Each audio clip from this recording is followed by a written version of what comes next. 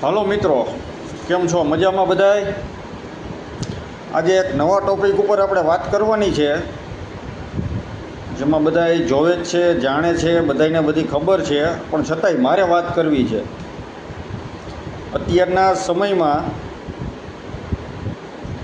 આપણે બે અને બાળક એક અથવા બે થઈ ગયા છે, પણ છતાંય એને સંસ્કાર કેવા આપવા?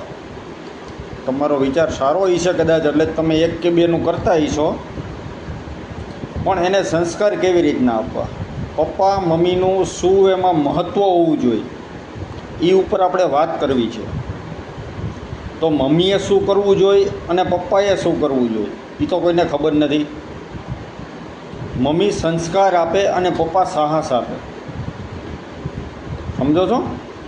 મમ્મી એને સંસ્કાર આપે અને પપ્પા સાહસ આપે.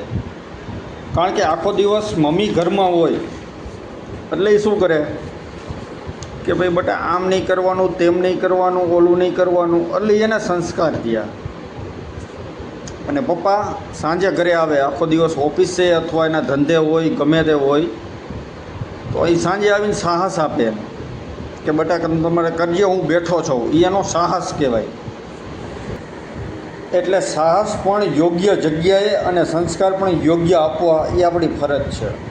ચોરી કરીને આવીને એમ કે બેટા હું બેઠો છું, એ ખોટું છે. અને મમ્મીને હંમેશા સારા સંસ્કાર આપવા જોઈએ. સારા સંસ્કારથી અને સારા માર્ગદર્શનથી છોકરો આગળ વધે જિંદગીમાં, એ ફાઇનલ વાત છે. એને ખોટો દબાવવો નહીં.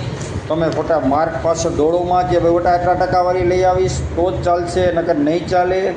એટલે આવીને આવી બધી વસ્તુ છે ને તમે ભૂલી જાઓ, મગજમાંથી કાઢી નાખો. છોકરાને જે જગ્યાએ આગળ વધવું છે ત્યાં વધવા દો. અને આવીને આવી વાતો સાંભળવી હોય તો આ અમારી ચેનલને તમે સબસ્ક્રાઈબ કરી નાખો. તમને આવી નવી નવી અને સારી વાતો જાણવા મળશે. જય હિન્દ, જય ભારત.